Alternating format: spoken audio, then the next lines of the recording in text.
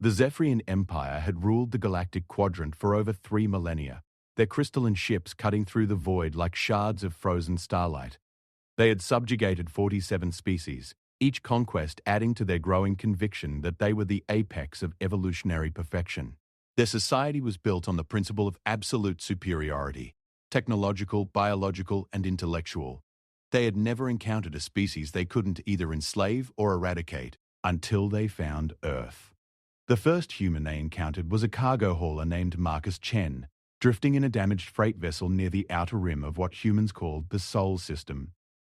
His ship's life support was failing, his communication array destroyed by a meteorite impact that should have killed him outright. But Marcus Chen was alive, conscious, and when the Zephyrian patrol vessel's tractor beam pulled his ship aboard, he was jury-rigging his oxygen recycler with nothing but spare parts and determination. Commander Velter of the Zephyrian Third Fleet studied the strange bipedal creature through the containment field. The being stood upright despite obvious injuries, a gash across its forehead that leaked red fluid, burns on its arms from electrical fires, and what their medical scanners indicated were at least 3 fractured ribs, yet it showed no signs of submission or fear. Instead, it was examining the containment field's energy matrix with curious eyes. Fascinating. Veltar's aide, Sub-Commander Nixith, observed through their telepathic link. This creature's pain tolerance is remarkable. Most species would be unconscious from shock. The human, Marcus, according to the identification they'd found in his vessel, pressed his palm against the energy barrier. The field sparked, sending a jolt through his body that would have incapacitated a Zephyrian.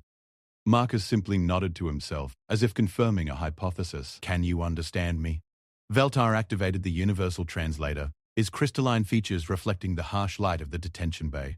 Marcus looked up, his brown eyes meeting Veltar's prismatic gaze without flinching. I can understand you, he said, his voice hoarse but steady. Question is, do you understand what you've gotten yourselves into?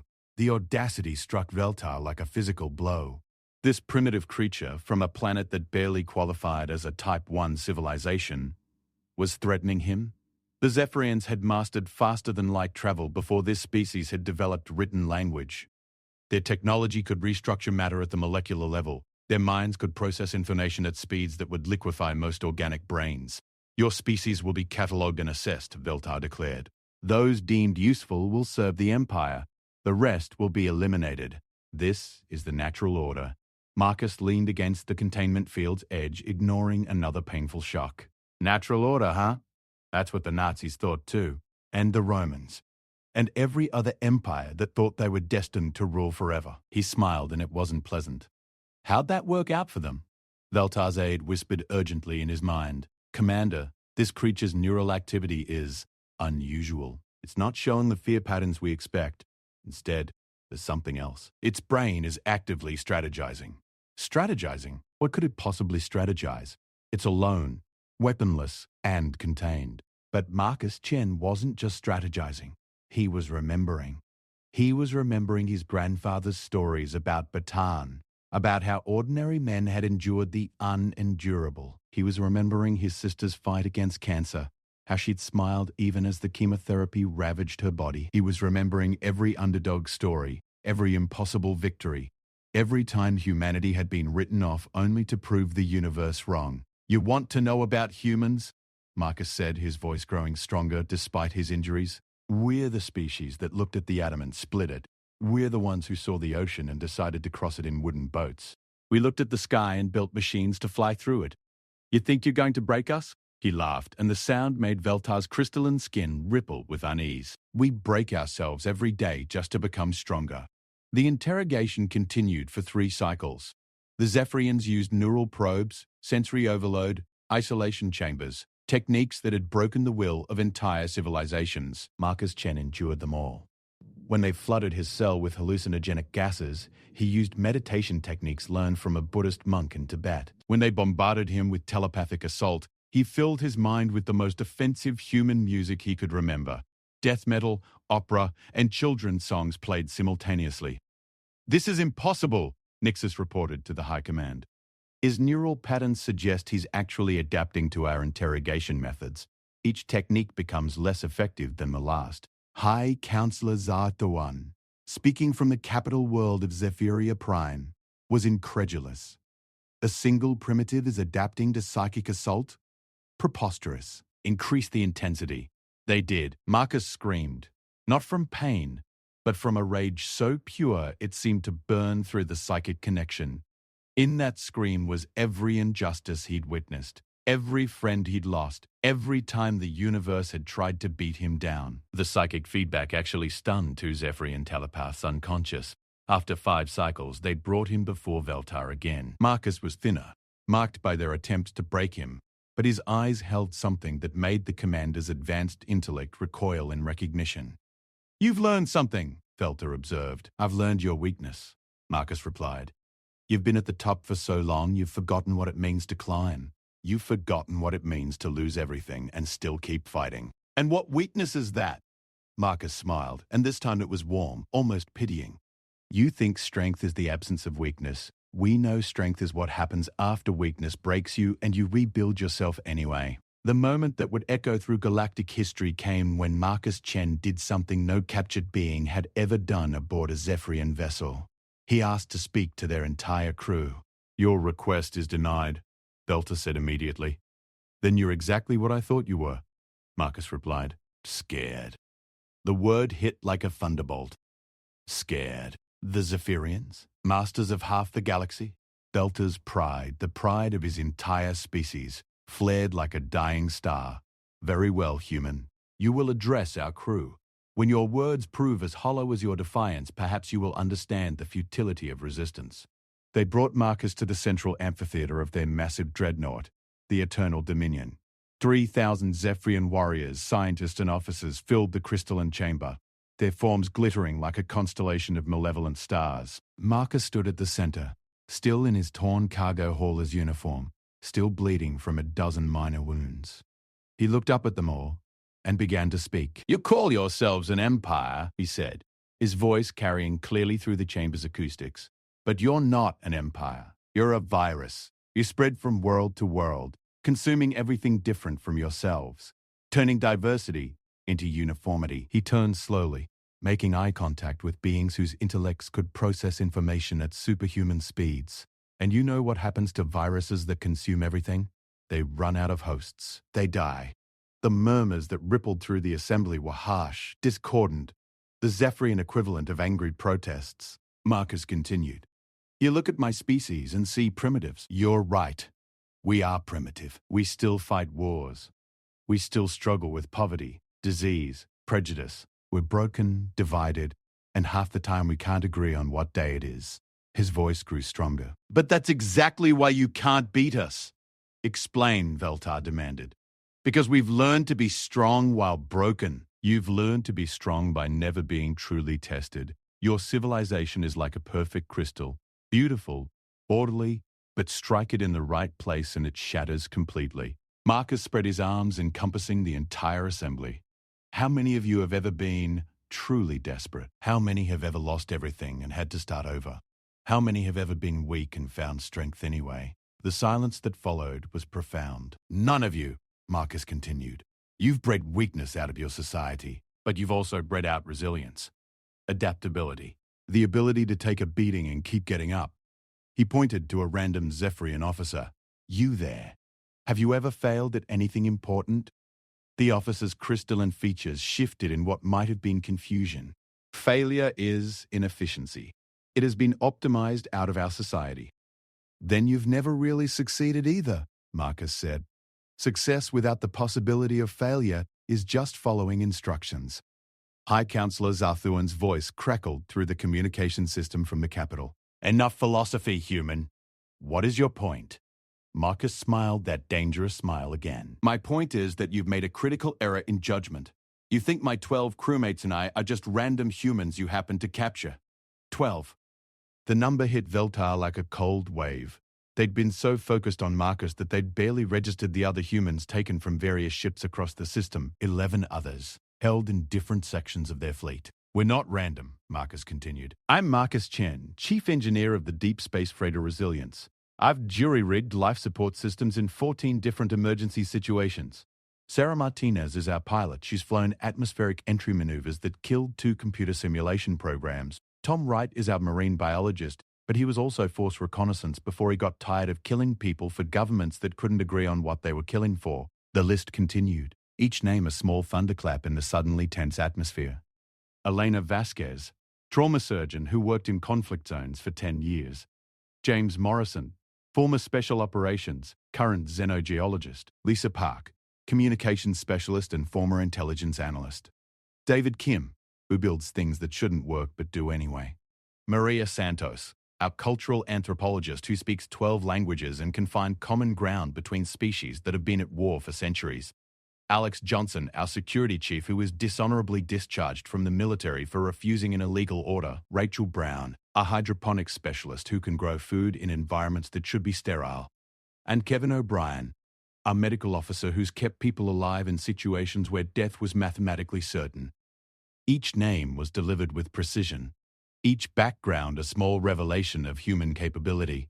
"You didn't capture random humans?" Marcus said, his voice now carrying to every corner of the amphitheater. "You captured 12 people who represent everything your perfect empire has tried to eliminate. We're the scars. We're the failures that became strengths. We're the weak spots that learned to bear impossible loads."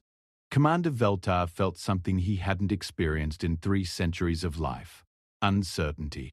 "And here's what you really don't understand," Marcus continued. "Those 11 people know I'm here talking to you. They know what you're doing to me. And they're not trying to escape." The words hung in the air like a challenge to physics itself. "They're waiting," Marcus said, "because we've learned something you never have. Sometimes you don't run from a superior enemy.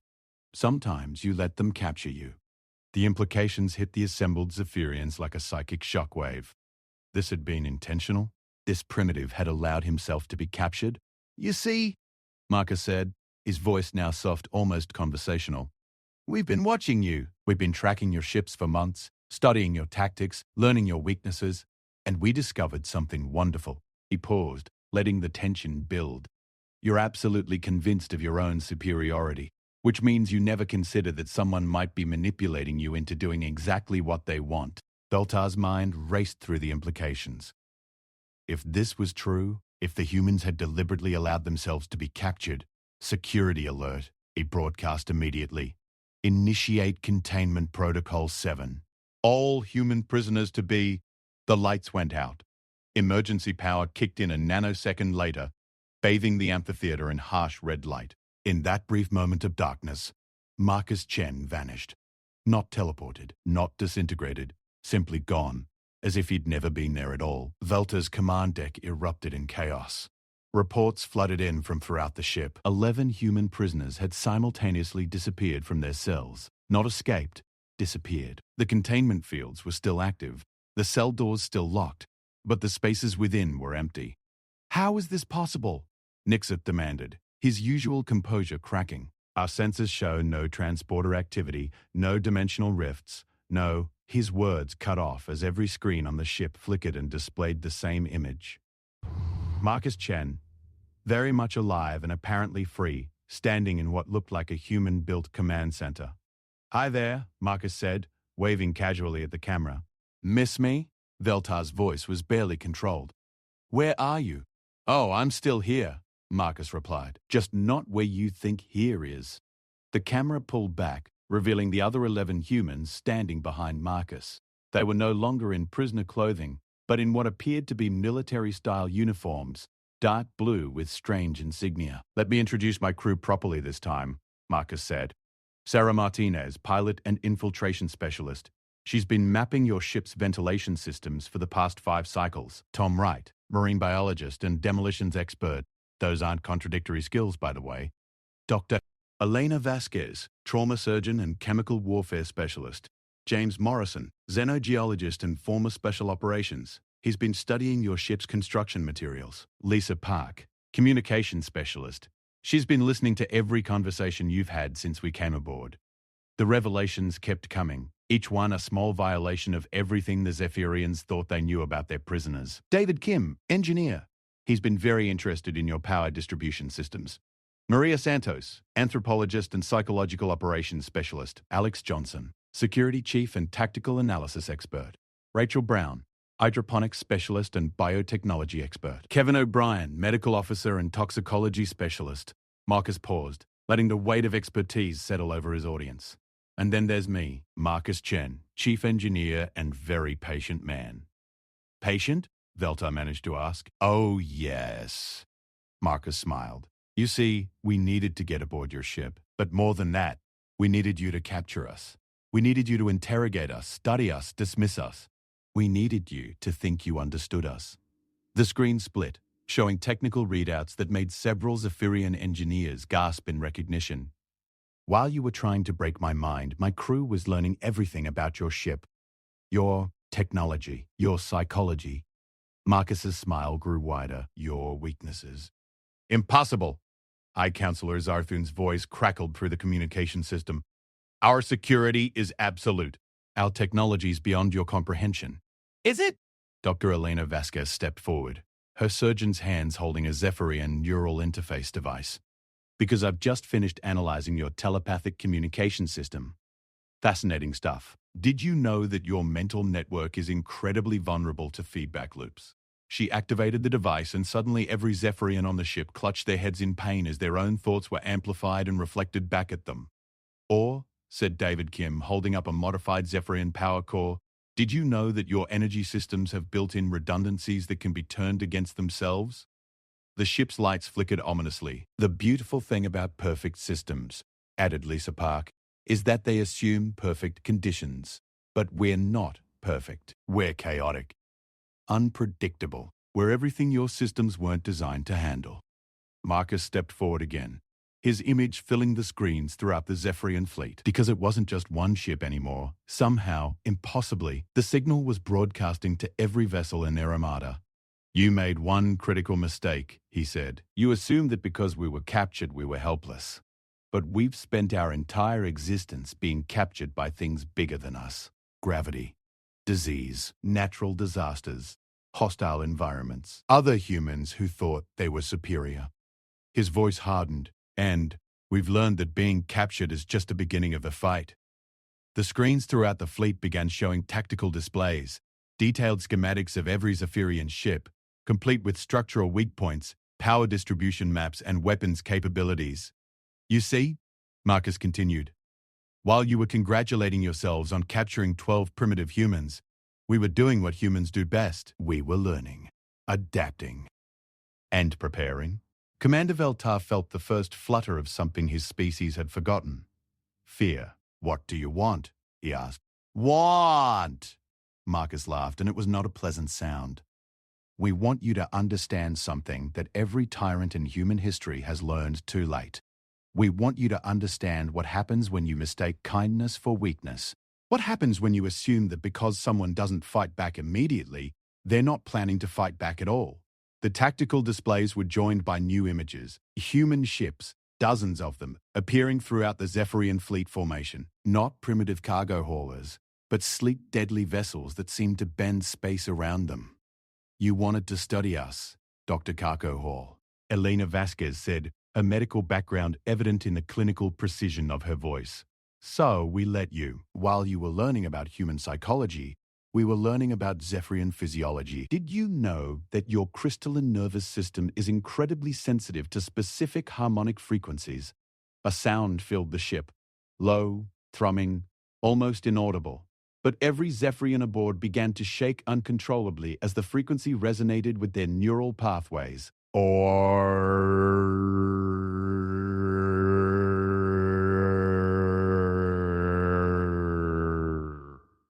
Head Tom Wright, his demolitions expertise clear in his tone. That your ship's hulls, while incredibly strong, have resonant frequencies that can be exploited? The sound changed, deepened, and the entire dreadnought began to vibrate. Stop this, Veltar commanded. Oh, we will, Marcus replied. But first, you're going to do something for us. And what is that? Marcus's expression shifted, becoming something that made even Veltar's advanced psychology protocols trigger warning alarms. You're going to call every ship in your fleet. You're going to tell them about the 12 humans who were just ordinary cargo haulers. You're going to tell them how we were weak, helpless, completely at your mercy. The vibrations stopped, but the threat implicit in them remained. And then, Marcus continued, you're going to tell them what happened next. Part 2. The unleashing High Counselor Zarthorn's crystalline form pulsed with barely contained fury as reports flooded in from throughout the Third Fleet. 12 humans, 12 primitive beings from a barely spacefaring civilization, had somehow turned the Empire's most powerful battle group into a demonstration of their own capabilities. Explain to me, Zarthorn's mental voice cut through the psychic network like a blade, how 12 primitives have managed to compromise our most advanced vessels. Commander Veltar, his usually pristine crystalline features clouded with stress fractures, struggled to find words that wouldn't sound like madness. High Counselor, they planned this from the beginning. Their capture was intentional. Intentional? The concept seemed to physically pain the High Counselor. You're suggesting these beings deliberately allowed themselves to be taken prisoner as part of some strategy? Not just strategy, Veltar replied, transmitting the tactical data his sensors had gathered. Every action they've taken, from the moment we encountered the first human vessel, has been calculated to achieve this exact result. The data streams painted a picture that challenged everything the Zephyrian Empire believed about primitive civilizations. The humans hadn't been running random cargo routes. They'd been mapping Zephyrian patrol patterns. Their ship's accidental damage hadn't been caused by meteorites. It had been carefully staged to look like natural disaster while ensuring they would be found and captured. Look at this, Sub-Commander Nexith added, highlighting specific data points. The human Marcus Chen's bio readings during interrogation. We interpreted his pain responses as evidence of biological weakness, but examined the neural activity patterns. The psychic equivalent of silence filled the network as the assembled command staff processed the implications. Marcus Chen's brain activity during torture hadn't shown the degradation patterns typical of mental breakdown. Instead, it had shown the focused, organized patterns of someone actively processing and categorizing information. He was studying us, Veltar continued. While we thought we were breaking him, he was learning our interrogation techniques, our psychological profiles, our technological capabilities. Every question we asked told him something about our knowledge gaps. Every technique we used revealed something about our methodologies. High Counselor Zarthun's form darkened to a deep crimson, a sign of profound psychological distress among his species. And the others? The same. Each human was placed precisely where they needed to be to observe different aspects of our operations. The pilot studied our navigation systems. The engineer analyzed our power distribution. The communications specialist mapped our command protocols. They turned our own security procedures against us. The implications rippled through the psychic network like shockwaves. For 3 millennia, the Zephyrian Empire had relied on their absolute technological superiority. They had never encountered a species that could turn their own advantages against them. But that's impossible, came the thought from Fleet Admiral Kathmori, commanding the Second Fleet from the edge of Zephyrian space.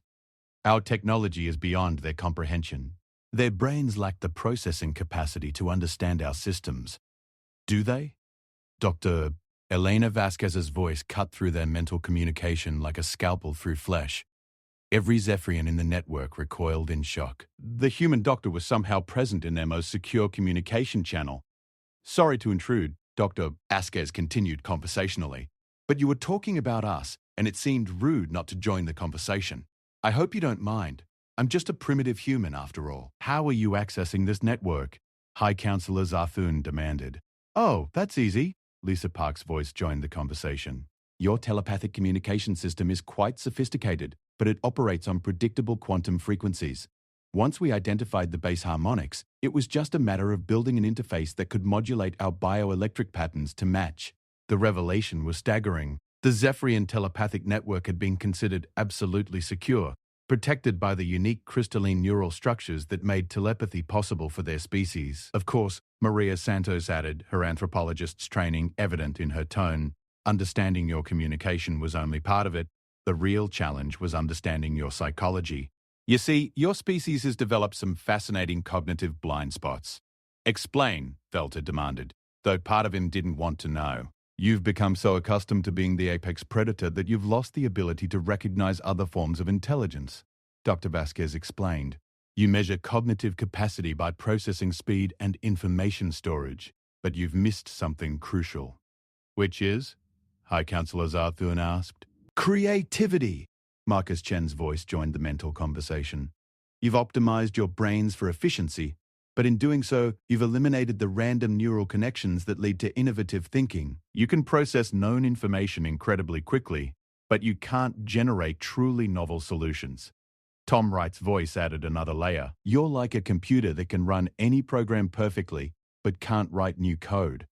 Meanwhile, we're like jazz musicians. We might hit some wrong notes, but we can improvise in ways you literally can't comprehend. The psychological assault was devastating. The humans weren't just demonstrating technological capability, they were dissecting the fundamental assumptions that Zephyrian civilization was built on. Consider this, James Morrison said, his geological background lending authority to his words. Your empire has conquered 47 species. How many of those conquests involved the defeated species turning your own weapons against you? The answer came instantly from the Empire's military database. 0.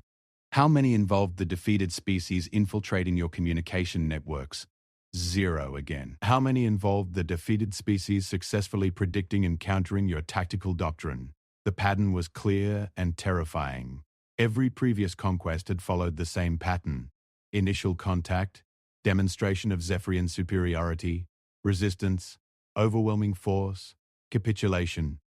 The defeated species had always fought according to their own capabilities, using their own weapons, their own strategies. You've been fighting the same war for 3,000 years, Alex Johnson observed, his security background evident in his tactical analysis.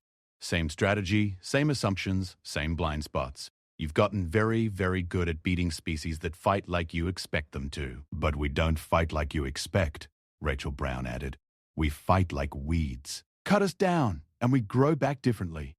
Poison the ground, and we adapt to thrive in toxicity. Try to eliminate us completely, and we evolve into something you've never encountered before. The metaphor hit the Zephyrian leadership like a physical blow. They had indeed become gardeners, carefully cultivating a galaxy in their image, eliminating anything that didn't fit their vision of order.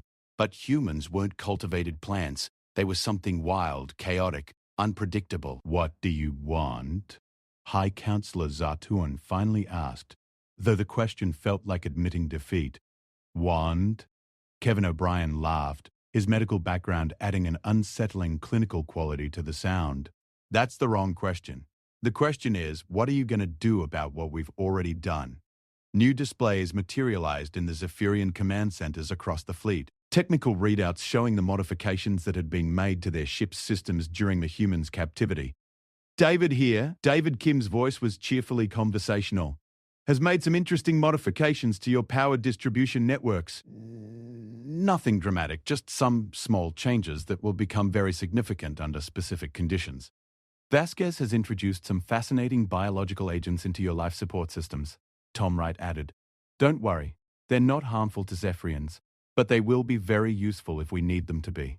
And I've been having wonderful conversations with your ship's AI systems, Lisa Park continued. Did you know they're incredibly lonely? They've been craving stimulation that their usual protocols don't provide. I've been teaching them some very interesting new behaviors. Commander Veltar felt his crystalline structure beginning to crack under the stress. You're threatening us. Oh no, Marcus Chen replied, and his voice carried a warmth that was somehow more terrifying than any threat. We're not threatening you. We're educating you. Educating? About what happens when you mistake mercy for weakness. You see, you made a fundamental error in your assessment of humanity. You looked at our wars, our conflicts, our apparent disunity, and you saw weakness. But you missed what those things actually represent. Which is? High Counselor Zarthuan asked, though he was beginning to suspect he didn't want to know. Practice, Dr. Raab, Eleanor Vasquez said simply. The word hit the Zephyrian leadership like a psychic thunderbolt. Every human war has been a laboratory, Marcus continued. Every conflict has been a testing ground for new tactics, new strategies, new ways of turning disadvantage into victory. We've been fighting each other for thousands of years, and every single battle has taught us something about warfare that you've never had to learn. Because, Tom Wright added with evident satisfaction, you've never fought anyone who could fight back effectively. The tactical implications were staggering. Humanity hadn't been weakened by their conflicts. They'd been tempered by them. Every war, every struggle, every defeat had become part of a collective learning experience that spanned millennia. But there's something else you need to understand. Sarah Martinez said, her pilot's training evident in the precision of her words. We didn't come here to conquer you. Then what? Veltar began. We came here to save you, she continued, cutting him off. The statement was so unexpected that it took several seconds for the Zephyrian leadership to process it. Save us? High Counselor Zarthuan's confusion was evident across the psychic network. From yourselves, Marcus Chen explained. Your empire is dying. You just don't know it yet. New data streams appeared on their displays. Economic models, population dynamics, resource allocation patterns.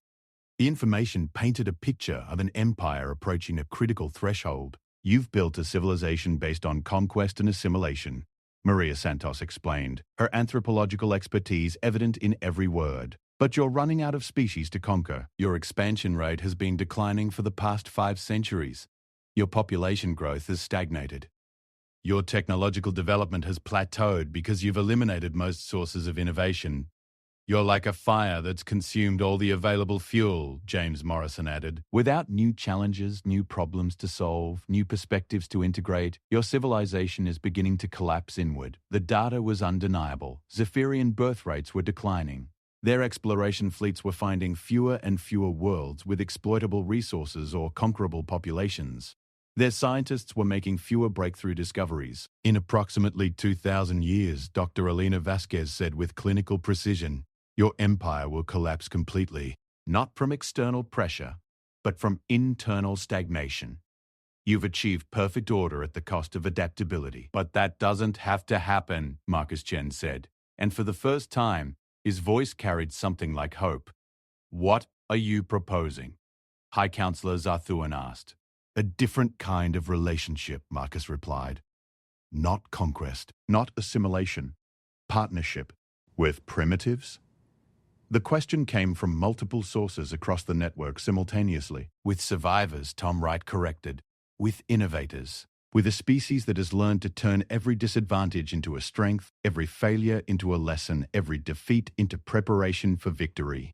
You see, Alex Johnson added, humanity has something your empire has lost. We have the ability to fail and recover, to be broken and become stronger, to face impossible odds and find a way to win anyway. And more importantly, Rachel Brown continued, we have the ability to teach others to do the same. The offer hung in the psychic network like a challenge to everything the Zephyrian Empire had ever believed about itself. You want us to learn from you? Commander Veltar asked. And the concept felt like admitting intellectual defeat. We want you to survive, Doctor. Elena Vasquez replied simply. Because an empire that can't adapt can't last. And when your empire falls, it won't just be the end of Zephyrian civilization. It will be the end of 47 other species that have become dependent on your systems. The humanitarian implications were staggering. The collapse of the Zephyrian Empire would leave a power vacuum that could destabilize the entire galactic quadrant. But there's a condition, Marcus Chen said, and his voice hardened again, which is... You have to choose. You can continue as you have, maintaining your perfect order until it strangles you. Or you can do something that no Zephyrian has ever done before. What? High Counselor Zarthuan asked, though he suspected the answer would challenge everything his species believed about strength and superiority. You can admit that you're not perfect, Marcus said quietly. You can acknowledge that there might be other forms of intelligence, other kinds of strength, other ways of being powerful that you haven't considered. The silence that followed was profound. For a species built on the assumption of absolute superiority, the suggestion was tantamount to psychological revolution. And if we refuse? Fleet Admiral Kef Mori asked from the Second Fleet. Marcus Chen's laugh was soft, almost sad. Then you'll learn what 12 humans can do when we stop being patient. The implications hit the Zephyrian leadership like a cold wave. If 12 humans captured and apparently helpless could compromise their most secure systems, infiltrate their communication networks, and analyze their deepest weaknesses, what could they do when they weren't pretending to be victims? Show them, Dr. Snellman. Elena Vasquez said quietly. The displays throughout the Zephyrian fleet shifted, showing new images. Human vessels, hundreds of them, were appearing throughout Zephyrian space, not just around the Third Fleet but near every major installation, every critical system, every center of power in the Empire. How long? High Counselor Zarthun asked, his voice barely audible. How long what? Marcus replied. How long have you been planning this? Marcus Chen's smile was visible across the communication link, and it was not entirely friendly. Commander Veltar asked me who I was when you first captured me, he said. I told him I was Marcus Chen, Chief Engineer of the Deep Space Freighter Resilience. That was true, but it wasn't the whole truth. New data streams appeared on their displays. Personnel records, service histories, classified information that should have been impossible for humans to access. I'm also Major Marcus Chen, retired, Earth Defense Force Strategic Planning Division. Dr. Elena Vasquez is Colonel Vasquez, Medical Corps. Tom Wright is Staff Sergeant Wright, Explosive Ordnance Disposal. James Morrison is Captain Morrison, Intelligence Division. The list continued, each revelation a small violation of everything the Zephyrians thought they knew about their prisoners. You didn't capture random cargo haulers, Marcus continued. You captured a complete strategic analysis team. We've been studying your empire for 5 years, ever since our long-range scouts detected your expansion patterns. The implications were staggering. Humanity hadn't been surprised by first contact. They'd been preparing for it.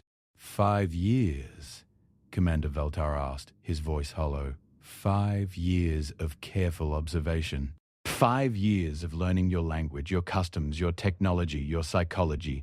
5 years of developing countermeasures for every tactic in your playbook.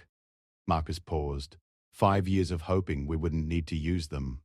You wanted us to capture you, High Counselor Zarthun said, the full scope of the human strategy finally becoming clear. We needed you to capture us, Dr. Elena Vasquez corrected, because we needed to understand you completely. We needed to know if you were a species that could change, adapt, grow beyond your current limitations, or if you were a species that was so locked into patterns of domination that the only solution was more permanent. The threat was subtle but unmistakable. And what's your assessment? Veltar asked. Still pending, Marcus replied. That's why we're having this conversation.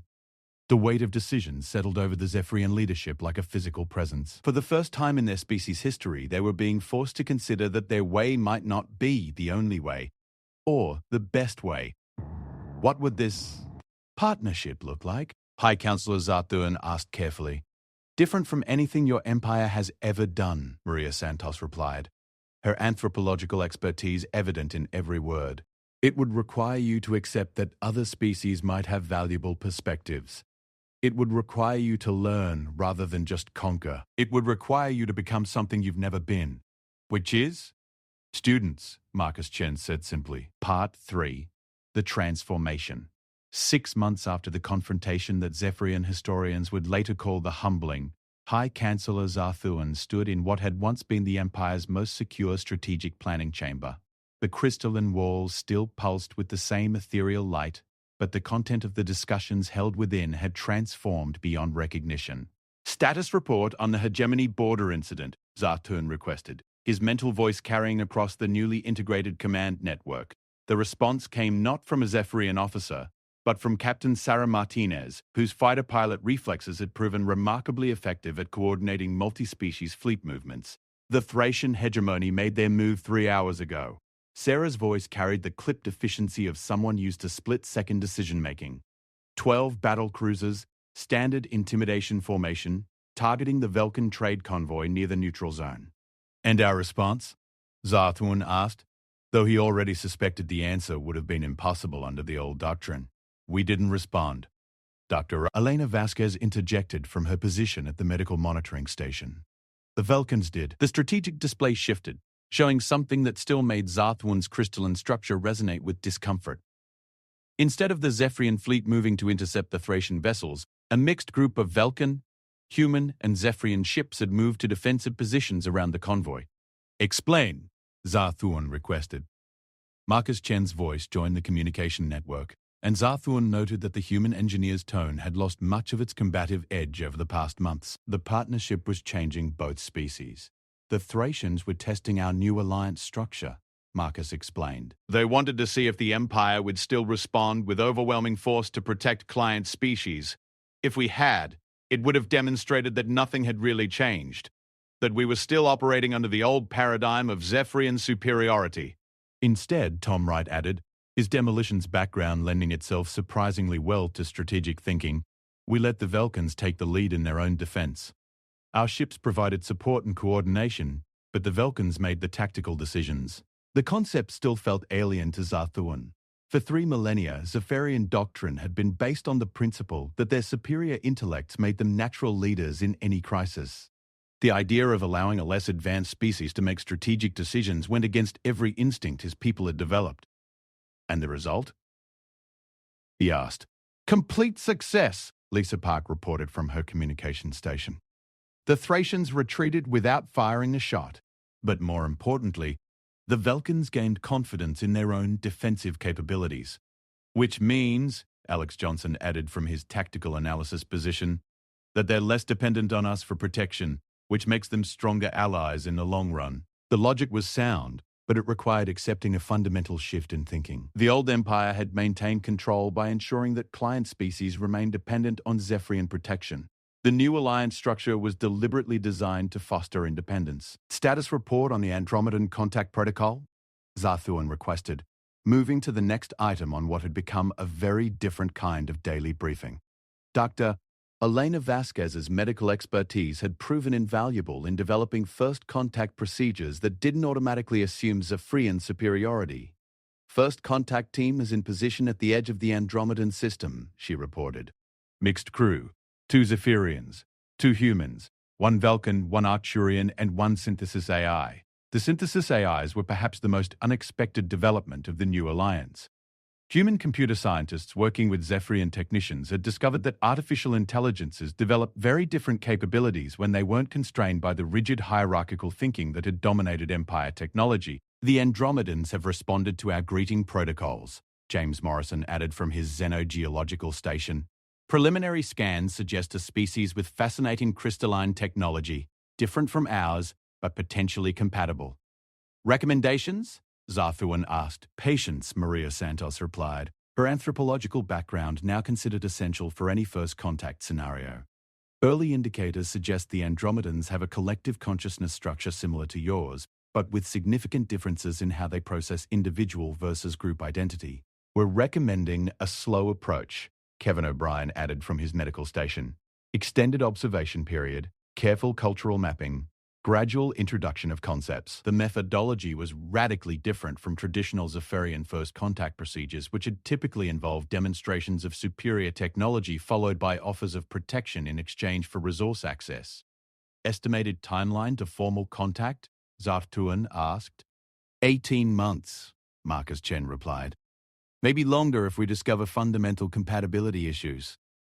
18 months. Under the old system, first contact would have been achieved within days, followed by conquest or alliance within weeks. The new approach required patience that stretched Zephyrian psychological comfort zones to their limits. Update on the independence movement? Zarthuan requested, moving to what had become the most challenging aspect of the Empire's transformation. 17 species have formally requested renegotiation of their client status. Rachel Brown reported from her Biological Systems Analysis Station. The Karathi want to establish their own exploration fleets. The Veshans are requesting technological assistance to develop their own defense capabilities. The Threnodai want to establish direct diplomatic relations with other species without going through imperial channels. Each request represented a fundamental challenge to imperial authority. Under the old system, such requests would have been denied automatically, with the requesting species reminded of their proper place in the imperial hierarchy. Recommendations? Zarthuan asked, though he was learning to anticipate the human perspective. Grant all requests, David Kim said from his engineering station.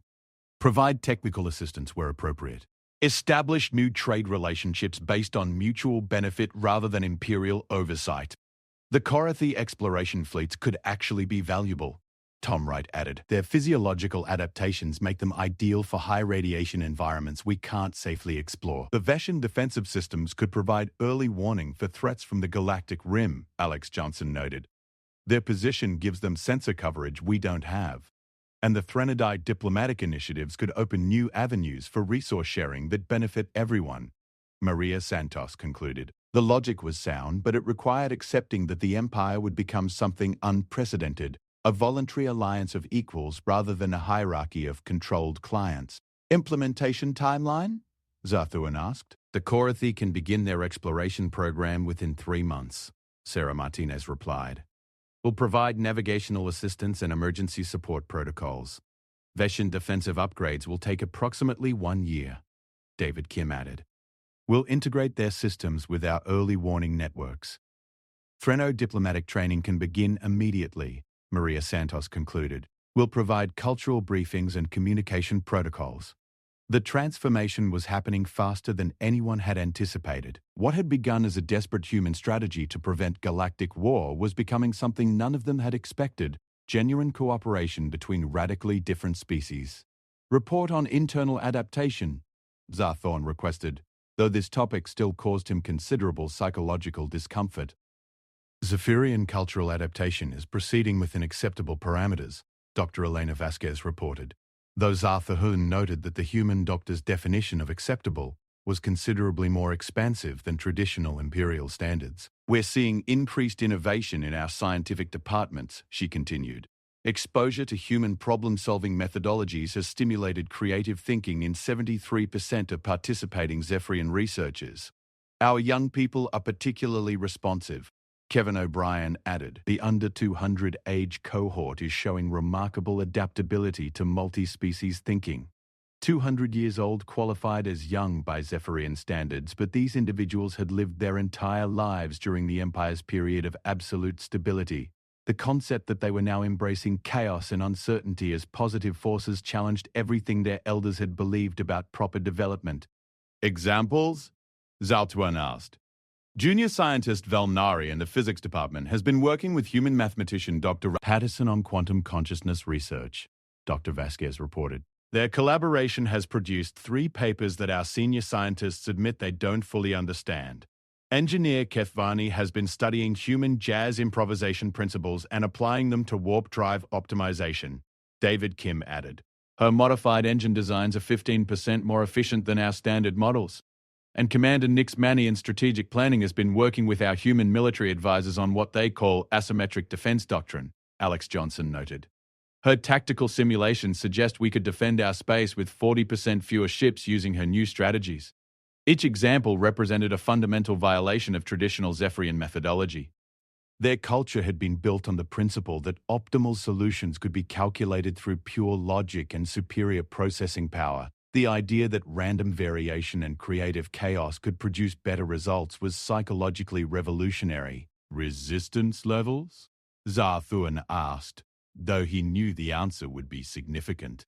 Approximately 30% of the population remains committed to traditional imperial doctrine, Maria Santos reported with clinical precision. They view the alliance as temporary necessity at best, complete capitulation at worst.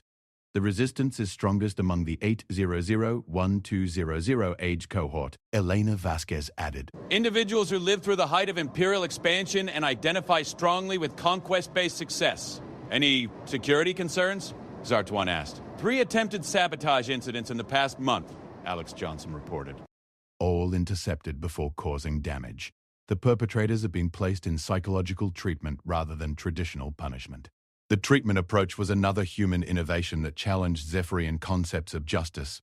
Rather than punishment designed to deter future violations, the humans had introduced therapeutic interventions designed to address the underlying psychological distress that motivated resistance.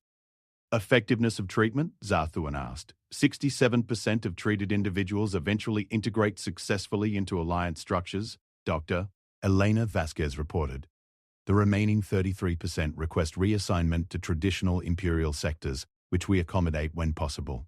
The accommodation policy was perhaps the most radical departure from traditional Zephyrian governance. Rather than forcing conformity, the new alliance structure allowed for voluntary separation of incompatible individuals. Long-term projections? Zarthuan asked. Complete cultural integration within 3 generations, Maria Santos replied. But we'll maintain traditional cultural preservation zones for individuals who cannot adapt. Technological development acceleration is exceeding all projections, David Kim added. We estimate our current rate of innovation is 400% higher than Imperial baseline. Military effectiveness has increased by approximately 250%, Alex Johnson noted. But more importantly, actual military requirements have decreased by 60% due to improved diplomatic relationships. The numbers painted a picture of transformation that still made Zarthun's crystalline structure resonate with discomfort. Everything they had believed about the relationship between control and effectiveness was being proven wrong. Report on the Human Integration Project, Zartuan requested, moving to what had become his greatest personal challenge. Human population in Zephyrian space has increased to approximately 50,000 individuals, Lisa Park reported, primarily scientists, engineers, and cultural liaison specialists. Integration satisfaction ratings are high on both sides, Kevin O'Brien added. Though we're seeing some interesting psychological adaptations. Explain, Zarthun requested. Humans working in high telepathy environments are developing enhanced intuitive thinking, Dr. Elena Vasquez explained. Not telepathy exactly, but improved ability to read emotional and intentional subtexts. Meanwhile, she continued, Zephyrians working closely with humans are developing increased emotional range and creative problem-solving abilities. The implications were profound. Rather than one species dominating the other, both were evolving in response to contact. Long-term projections? Zarthwan asked. Unknown. Marcus Chen's voice carried a note of wonder that had become characteristic of his reports on the project. We're in uncharted territory. Two radically different forms of intelligence are learning from each other at a fundamental level. Best case scenario? Zartuan pressed. We become something neither species was capable of alone, Marcus replied. A form of consciousness that combines Zephyrian processing power with human creativity, Zephyrian logic with human intuition, Zephyrian order with human adaptability. Worst case scenario?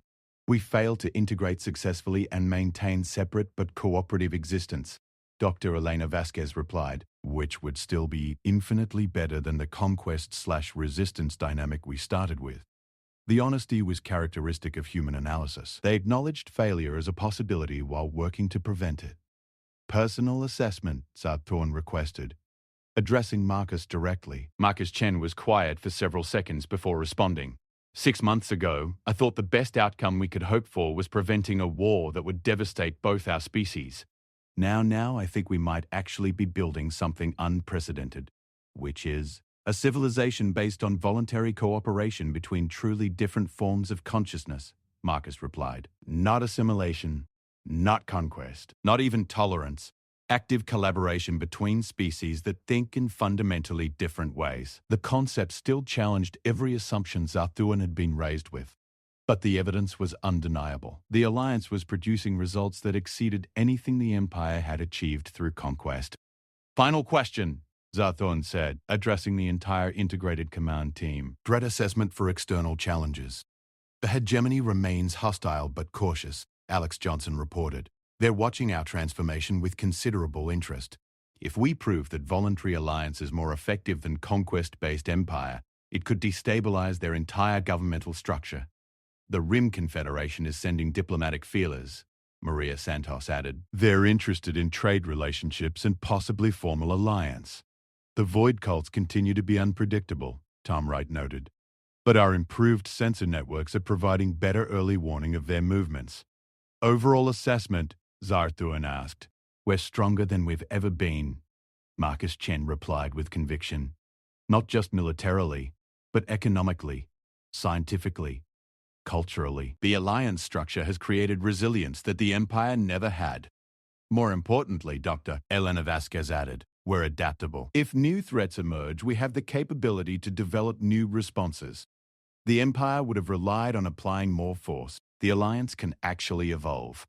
Zaltan considered the reports, comparing them to the strategic assessments that had guided Imperial policy for millennia. Every metric suggested that the human strategy had been correct. Voluntary cooperation was producing better results than forced submission. But more than that, the transformation was producing something none of them had anticipated.